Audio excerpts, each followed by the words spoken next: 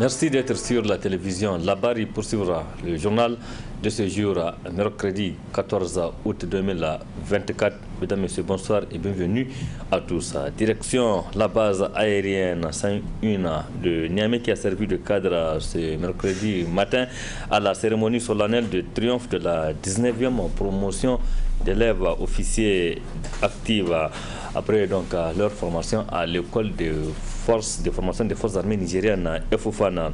Cette cérémonie qui a vu la participation de plusieurs invités de marque, notamment les familles des récipiendaires et les officiers généraux des forces armées nigériennes et des forces de défense et de sécurité. Cette cérémonie a été présidée par le ministre d'État, ministre de la Défense nationale, le général de corps d'armée Sadifou Modi. Le point avec Ismaël Moumouni et Aboukar Souley.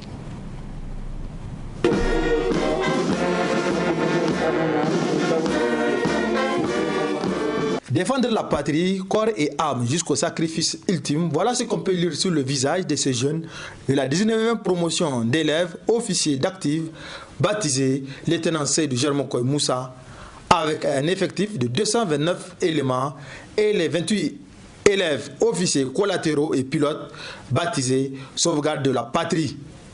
Ces jeunes Wangari ont effectué avec brio leur formation, en témoigne le commandant de l'école de formation des officiers des forces armées nigériennes et FOFAN. Aujourd'hui, ces 257 futurs cadres de nos forces armées, détenteurs du brevet de chef de section, ont surmonté avec succès des dizaines de semaines de formation générale, physique, sportive et un aguerrissement adéquat pour relever les défis sécuritaires liés à ce contexte de reconquête de la souveraineté et de lutte contre les menaces existentielles pour nos États. Je puis vous rassurer que ces jeunes Wangari seront à la hauteur des espérances et attentes en matière de sécurité. Ils serviront alors, de fait, honorablement dans nos armées, et ce, avec courage, abnégation, discernement, et ce, jusqu'au sacrifice suprême. Cette génération de jeunes officiers assurera le transfert générationnel trempé dans les valeurs ancestrales et celles de nos illustres et valeureux anciens, pionniers de la lutte contre l'impérialisme, tels qu'Idrissa Laoma, Saraounia Mangou, Sundiata Keita et entre autres Thomas Sankara. Et ce, en droite ligne avec la pensée du général Seyni Kounché, et je cite, « Le peuple nigérien ne pliera jamais l'échine. Nous creuserons ensemble la tombe de tous les impérialistes. Aujourd'hui, ni demain, vous ne laisserez à personne la possibilité de nous dicter sa loi. » Fin de citation.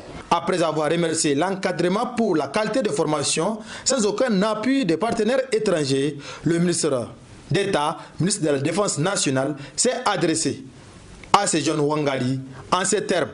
Chers cadets, vous commencez votre carrière dans un contexte sécuritaire caractérisé par les menaces multiples et multiformes de plusieurs acteurs.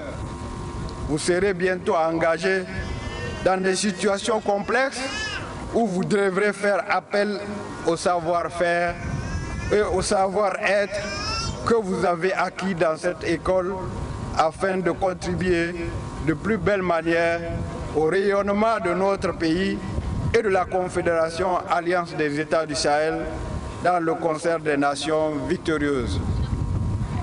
Dans cet environnement volatile, incertain, complexe et ambigu, votre sens du devoir, votre engagement et votre sens de professionnalisme et de patriotisme seront mis à rude épreuve. Soyez à la hauteur et ayez la passion de votre métier. Dans quelques jours, vous recevrez vos affectations.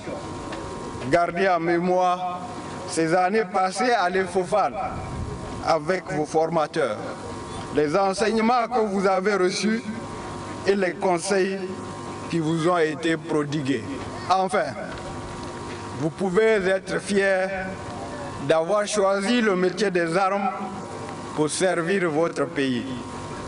Je vous en félicite et vous souhaite de vivre votre vocation avec passion et bonheur. C'est devant les autorités, la hiérarchie militaire du Niger et ceux des autres pays amis, mais également en présence d'un public nombreux, que les jeunes Wangari ont prêté serment.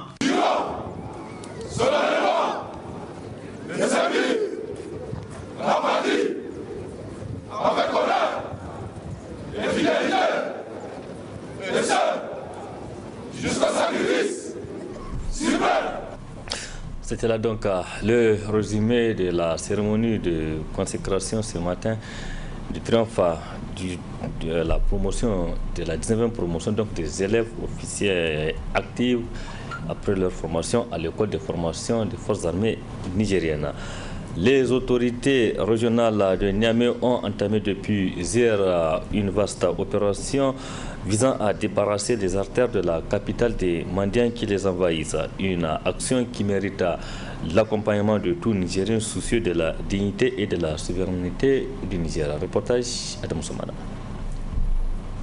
Après plus d'une décennie de calvaire, les usagers et les riverains du tronçon Kalao-Haboutagui au quartier Yantala de Niamey vont enfin retrouver leur souffle. Cette voie qui est restée pendant des années un véritable casse-tête pendant la saison de pluie notamment du fait de sa dégradation et de son impraticabilité est en train d'être reprise entièrement par l'agence de maîtrise d'ouvrage déléguée de l'entretien routier à Modère rattachée au ministère de l'équipement.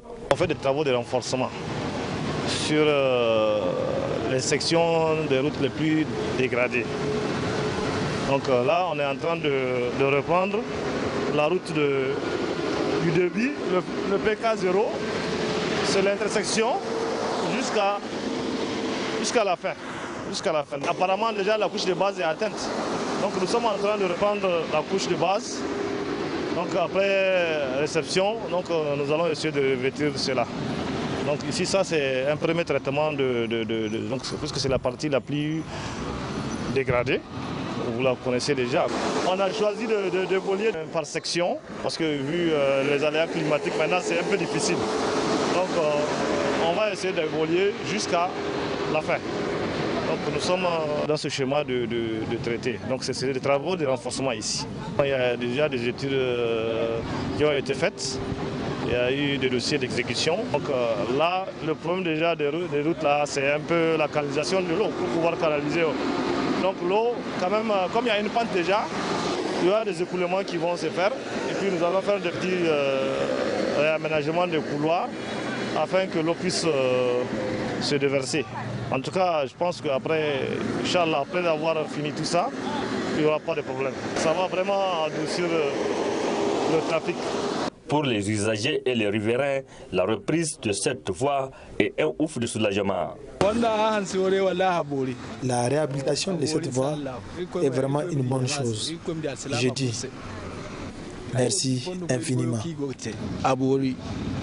Mes félicitations tout d'abord au président Tiani pour cette merveille qu'il fait pour nous. Nous, à notre endroit, nous lui disons merci.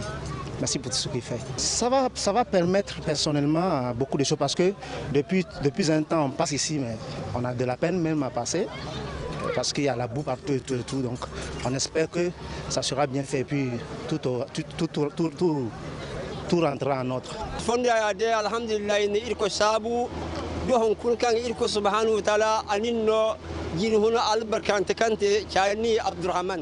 Dieu merci, nous remercions de nous avoir monté ce jour de la reprise de la voie. Cela fait plus de 10 ans que nous subissons ce calvaire.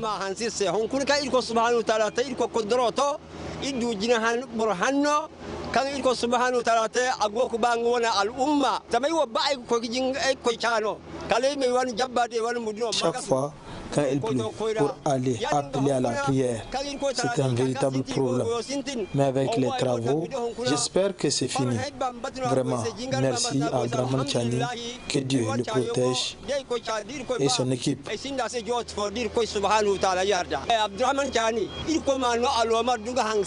Que Dieu nous aide beaucoup et que vraiment qui donne la force à ceux qui sont en train de faire le travail, qui nous fait ça en bonne santé, bonne et difforme. Non, c'est très bon ce qu'ils sont en train de faire. Vraiment, je suis très content pour ça.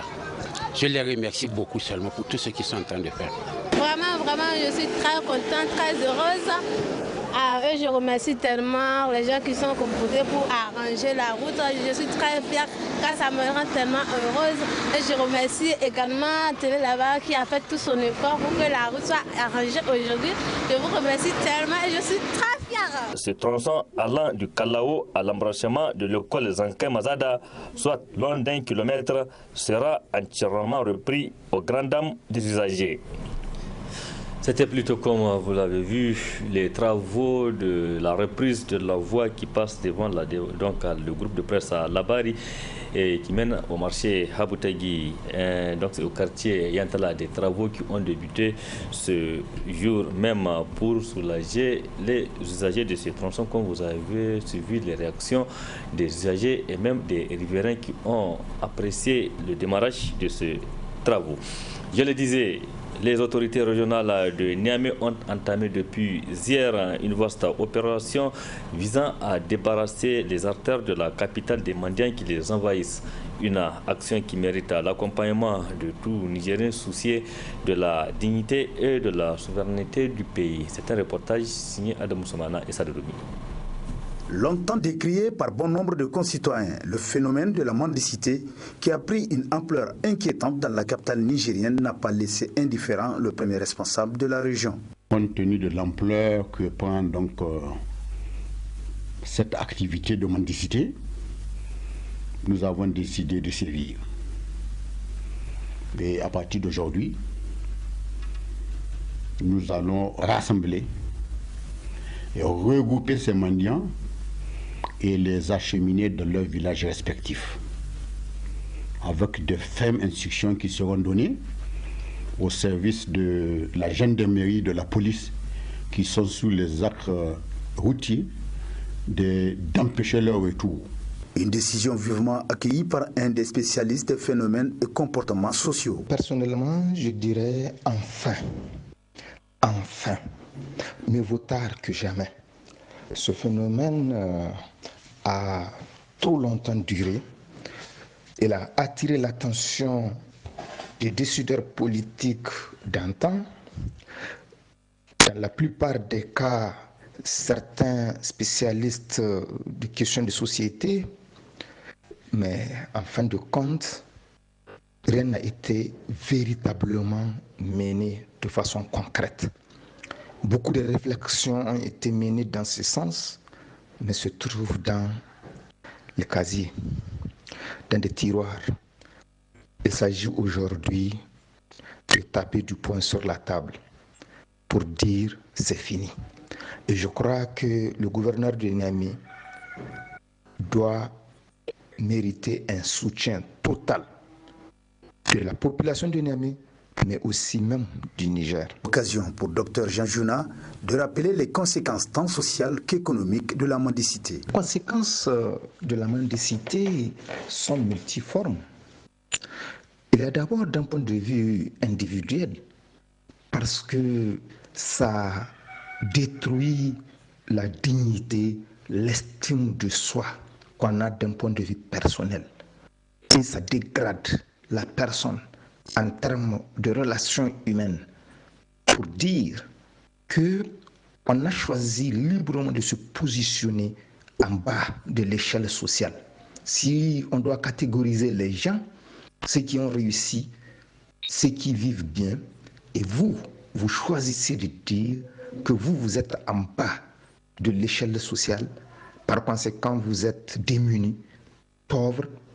Le deuxième cas de figure en termes de conséquences renvoie d'un point de vue religieux. Les gens se cachent derrière la religion pour réclamer, solliciter de façon insistante, harcelante auprès des autres. Effectivement, l'islam a dit d'assister les pauvres, mais l'islam n'a jamais dit d'aller vers les gens pour leur demander chaque fois. Troisième cas de figure, ça renvoie en fait à l'échelle du pays. Imaginez les pays du monde. Chacun donne une éducation à ses enfants pour qu'ils se battent, pour qu'ils travaillent, trouver un emploi, qu'ils soient utiles et qu'ils participent à la création de leur propre richesse, mais aussi à la création des richesses de leur pays. Alors que nous développons des gens qui sont là, dont leur travail consiste à tendre la main aux autres pour vivre de la sueur des fronts des autres. Aux sociologues de proposer des pistes de solutions aux autorités en dehors des travaux obligatoires pour endiguer le phénomène. Les mettre dans un centre, là-bas on peut trier pour savoir qui réellement a besoin d'une assistance, on l'assiste. Mais le problème qui se pose, c'est de les ramener seulement au village. Pour certains, moi je pense qu'on peut récupérer leurs enfants pour les mettre à l'école, les inscrire dans des écoles.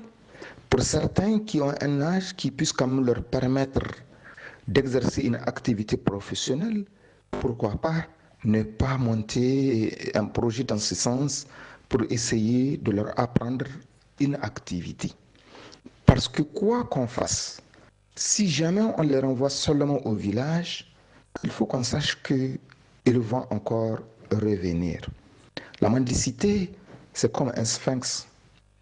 Quelle que soit la situation, la personne aura encore envie à retourner tant qu'on ne lui a pas trouvé une activité génératrice de revenus. Encore faut-il affiner la réflexion pour rééduquer, j'insiste sur l'expression, avec tout le respect que je dois au Nigérien, rééduquer le Nigérien, lui inculquer des valeurs nouvelles, en tout cas qui doivent l'inspirer au travail, comme ce fut le cas à travers nos ancêtres, chez nos ancêtres. Ainsi, au-delà des autorités régionales de Niamey, celles au plus haut niveau du pays doivent de leur côté aussi prendre le taureau par les cornes afin d'arrêter complètement la mendicité qui ne fait qu'éternir l'image du pays au-delà même des frontières nationales.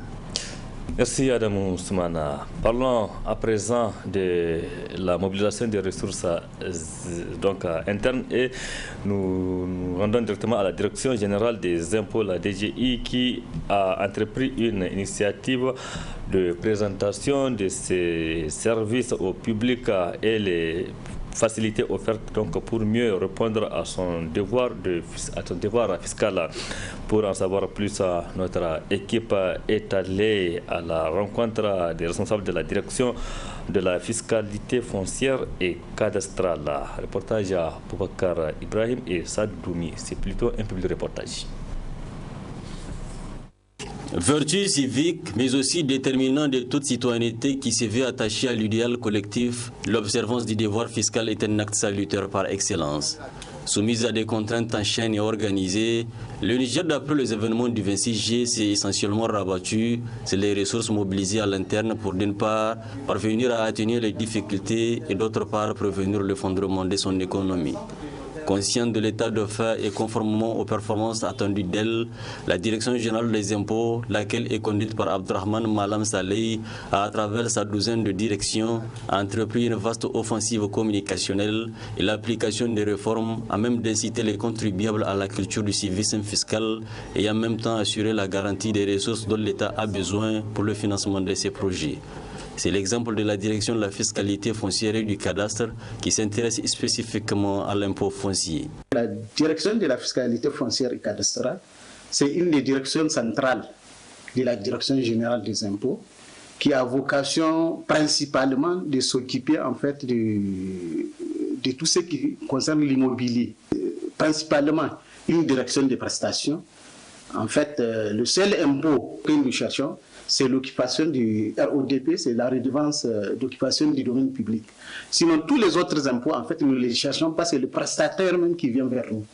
Donc, nos formalités autres se résument à la création des titres fonciers, à la limitation de ces titres fonciers-là, aux affectations hypothécaires. Donc les affectations hypothécaires, c'est basé principalement sur les crédits que les banques accordent.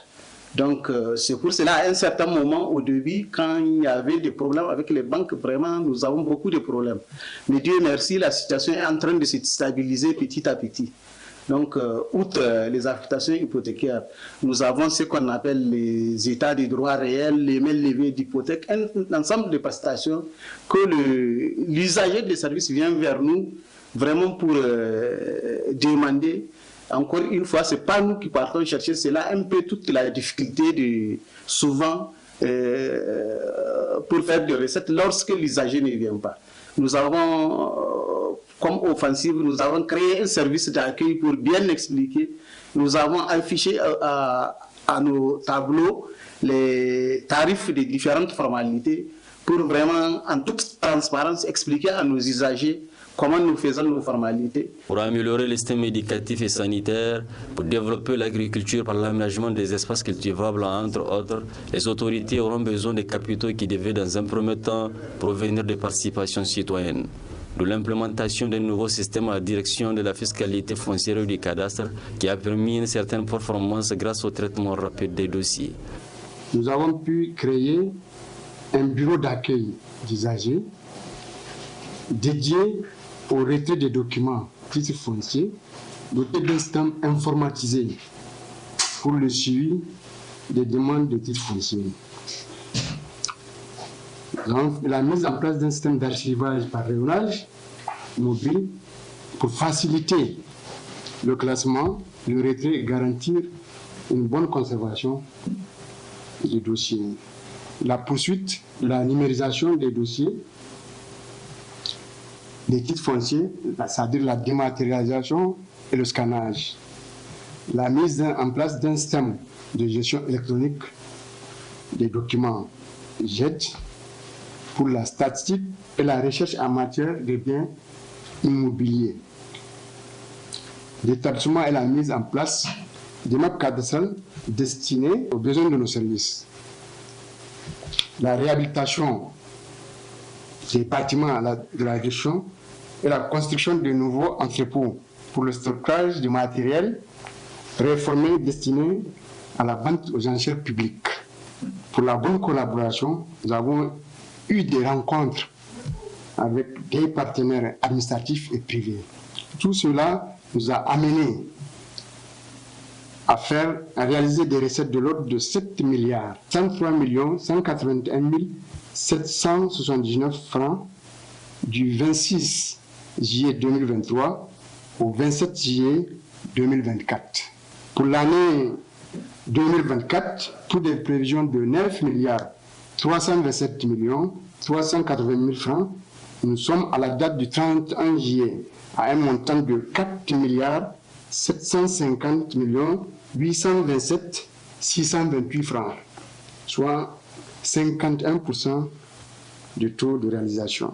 Le système est globalement apprécié par les usagers. Nous sommes ici pour des prestations dans le cadre de l'exercice de notre fonction. Ça se passe très bien. Vraiment, l'accueil est très chaleureux. L'accueil est fait par des professionnels et on n'a pas encore de difficultés avec nos collaborateurs de la DGI.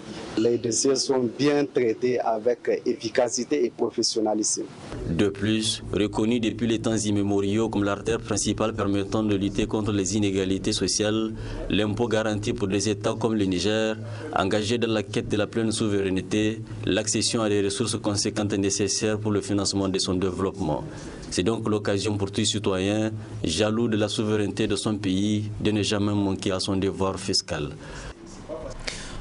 Parlons sport, à présent Boubacar Ibrahima, et c'est pour parler des compétitions interclubs africaines de football qui reprendront le week-end prochain.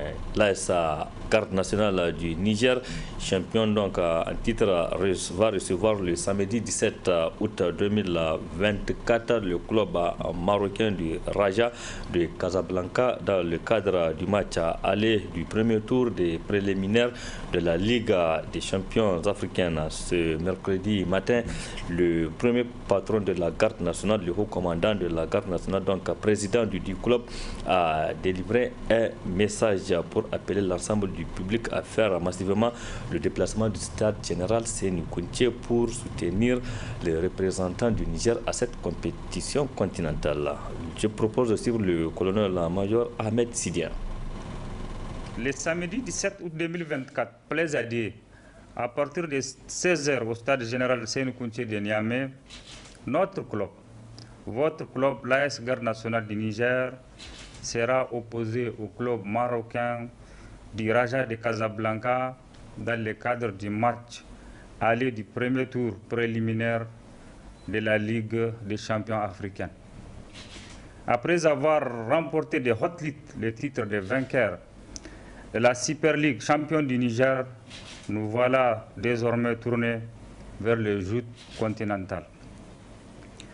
La bataille sera sans doute difficile, mais comme d'habitude, nous ne doutons point que nos hommes valeureux et sans complexe seront à la hauteur pour faire honneur à la garde nationale du Niger et au-delà à la patrie nigérienne.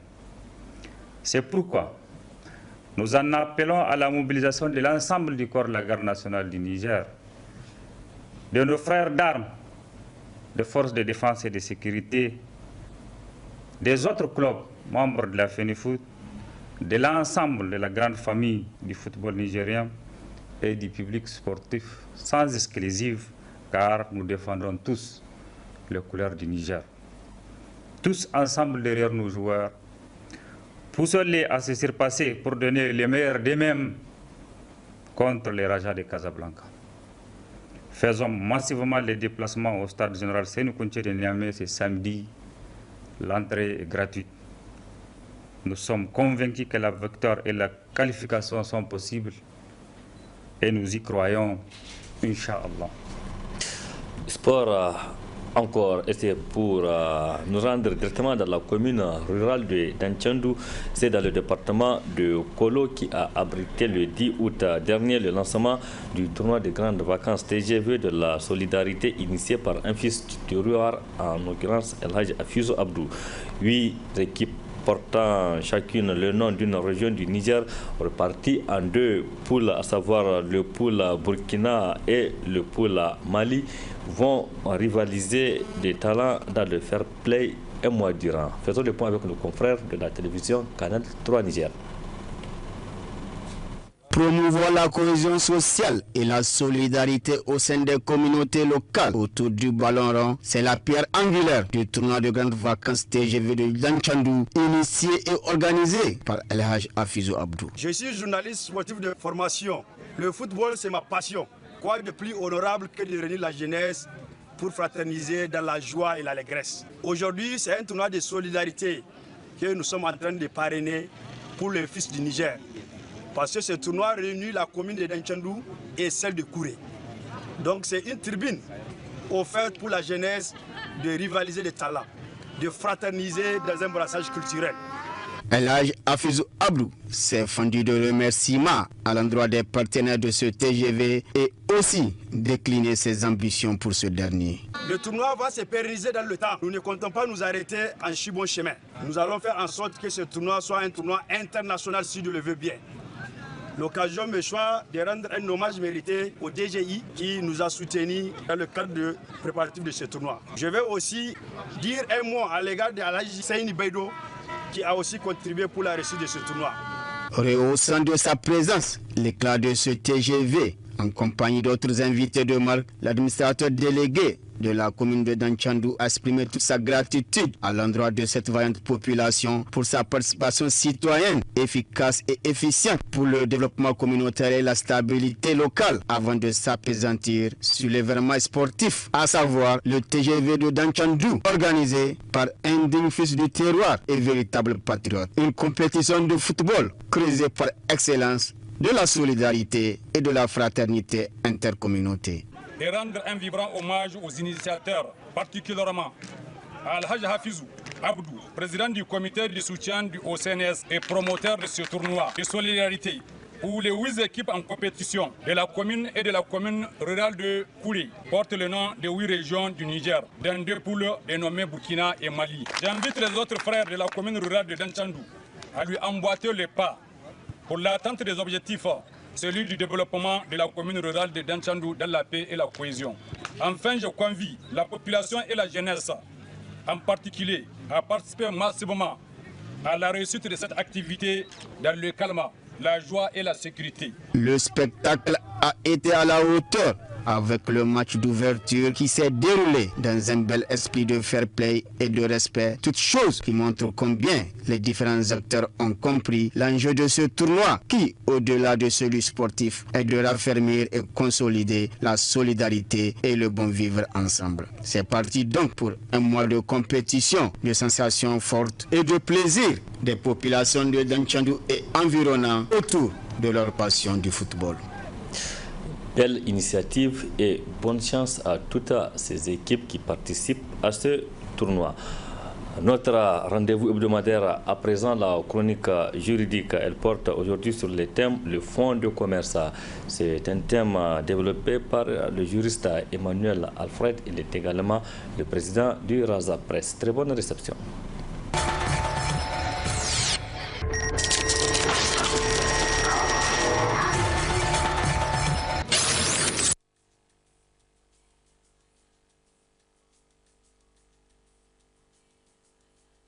L'acte uniforme sur le droit commercial général, en son article 103, nous donne une définition, en tout cas nous présente le fonds de commerce.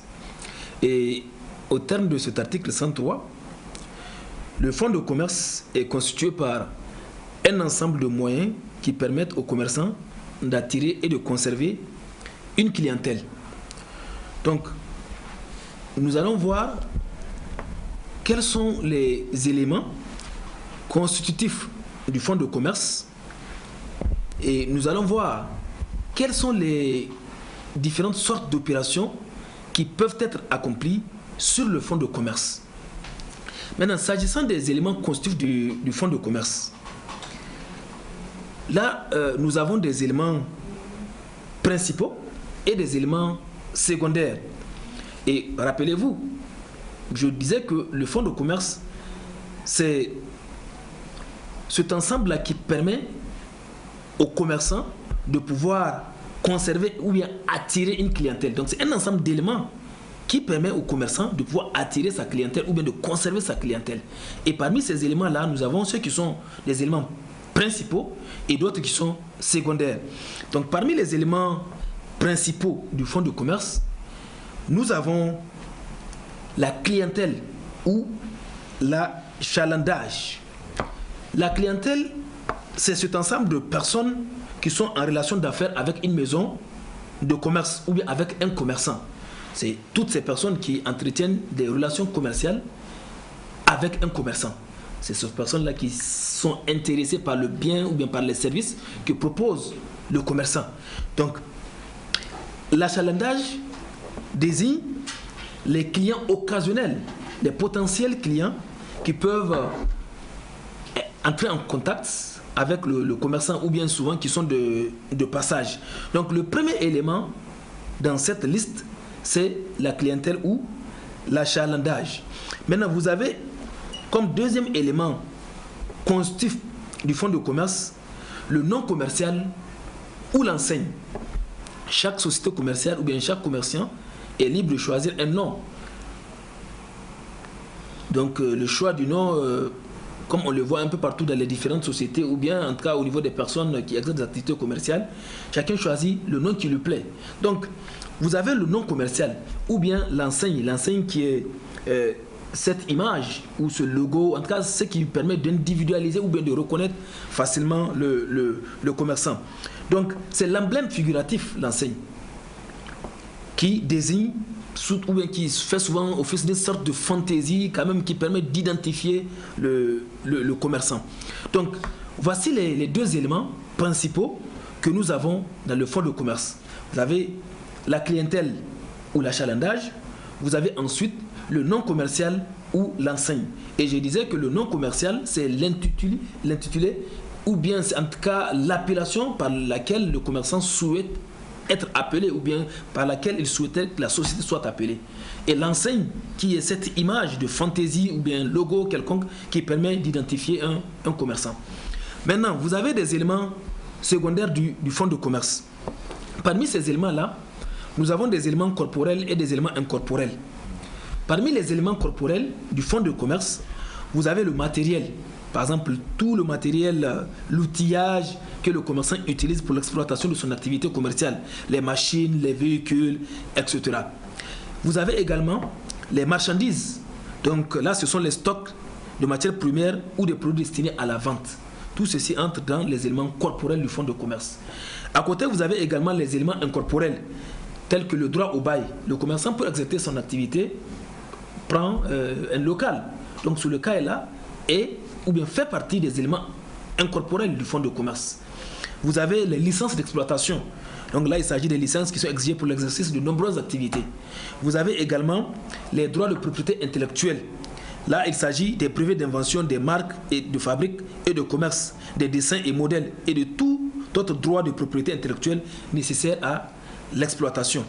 Voilà les éléments constitutifs du fonds de commerce que nous avons. Maintenant, quelles sont les opérations qui sont faites sur le fonds de commerce? Là, nous avons 3 opérations. Le fonds de commerce peut être vendu, c'est la cession du fonds de commerce. Le fonds de commerce peut être donné en location-gérance.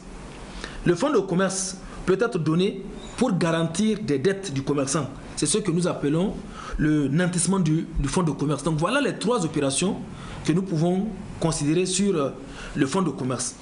Maintenant, s'agissant de la cession du fonds de commerce, cela veut dire que le commerçant qui le désire peut céder, peut vendre, peut aliéner son fonds de commerce. Il peut le vendre à une autre personne.